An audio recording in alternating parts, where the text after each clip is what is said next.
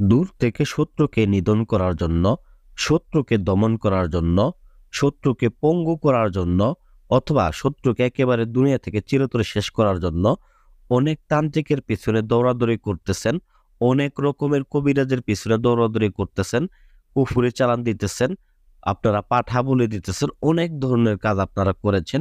তবে আজকে আমি একটা ব্যতিক্রম ধর্মী কুফুরি, একটা বান মারার তাবিজ নিয়ে আলোচনা করব। যে বান মারার তাবিজটার মাধ্যমে দূর থেকে শত্রুর নাম, শত্রুর বাবার নাম অথবা শত্রুর ছবি দ্বারাই কিভাবে আপনি শত্রুকে একেবারে 24 ঘন্টা থেকে 3 দিনের মধ্যে দুনিয়া থেকে সরিয়ে ফেলতে পারবেন।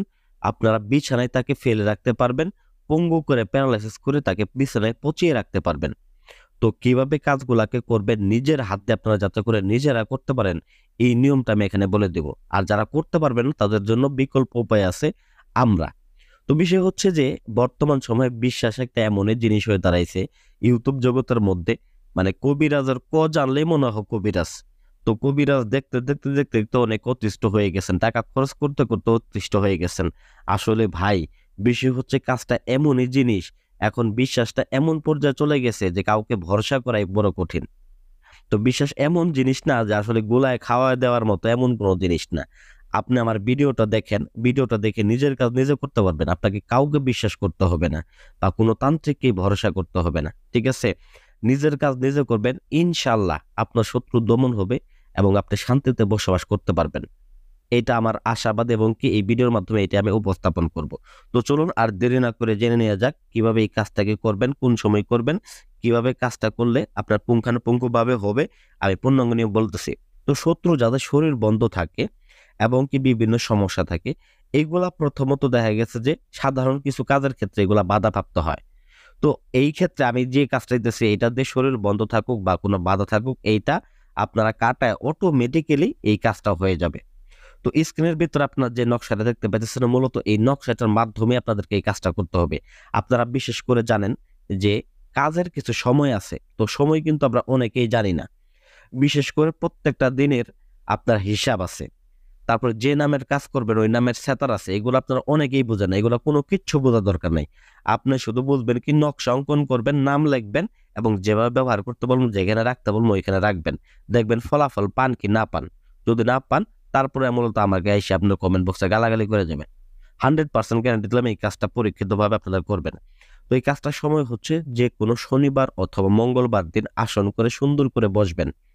বিশেষ করে যারা দিন জানেন না তাদের ক্ষেত্রে শুধুমাত্র শনিবার এবং মঙ্গলবার। আমরা কিন্তু সপ্তাহে 7 দিনই করতে পারি, কিন্তু আপনারা যেহেতু বোঝেন না, জন্য আপনাদের নির্দিষ্ট টাইম দিলাম শনিবার এবং মঙ্গলবার, এই দিনটা আপনাদের জন্য উপযুক্ত দিন। তো ওই সময় উত্তর দিক করে আসন করে বসে পাক পবিত্র হয়ে আসন করে বসবেন। মোমবাতি আগরবাতি জ্বালিয়ে নেবেন, কাজটা করার পূর্বে অবশ্যই ওযু করে নেবেন এবং কাজটা করার পূর্বে আপনার শরীরটাকে বন্ধ করে নেবেন 11 বার দরুদ শরীফ পাঠ করে। এবং কোনো গরিব মিসকিনকে কাজটা করার পূর্বে 20 টাকা 30 টাকা দান করে নিয়ে কাজটা করতে বসবেন এবং মনের ভিতরে একটা জাগ্রত জিনিস জাগ্রত করবেন, সেটা হচ্ছে যে এই শত্রুটাকে আপনি শেষ করবেন।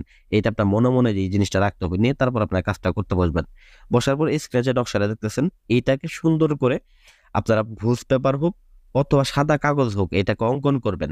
অঙ্কন করার পরে পরিশেষে এইখানে যেখানে দেখেন যে নাম লেখা আছে এবং পিতা লেখা আছে এবং মাতা লেখা আছে, যেখানে ছেলেও যদি হয়ে থাকে সেক্ষেত্রে নামটা এবং বাবার নামটা লিখবে, যদি মেয়ে হয়ে থাকে শত্রু সেক্ষেত্রে নামটা আর মায়ের নামটা লিখে দিবেন। তো আপনারা যারা আরবি লিখতে পারেন তারা বাংলাতেই লিখবেন, কোনো প্রবলেম নাই, লিখে দিবেন। লিখে দেওয়ার পরে এটাকে সুন্দর করে একটা তাবিজের মধ্যে ভরবেন এবং 3টা কবর থেকে মাটি সংগ্রহ করবেন। 3টা কবর থেকে মাটি সংগ্রহ করে ওই কবরের যে মাটিগুলো আপনি নিচে ওইটা একটা পুতুল বানাবেন। পুতুল বানিয়ে ওই পুতুলের মধ্যে ওই তাবিজটাকে রাখবেন। রাখার পরে ভিউয়ার্স আপনারা কি করবেন, ওই পুতুলটাকে সাদা কাপড় দিয়ে সুন্দর করে মুড়িয়ে নেবেন। তো এমন ভাবে মোড়াবেন মনে যেন হয় যে একটা মরা লাশকে আপনারা মোড়াইতেছেন। এরকম ভাবে মুড়িয়ে, যেরকম ভাবে আপনারা একটা মানুষকে জানাজা করা হয় ওইভাবে আপনি ওই পুতুলটাকে জানাজা করবেন আপনার সামনে রেখে। জানাজা করার পরে পরিশেষে আপনার এটার মধ্যে কোনো মন্ত্রও নেই, পরিশেষে আপনারা এটাকে একটা কবরস্থানে গিয়ে পুঁতে দিয়ে আসবেন।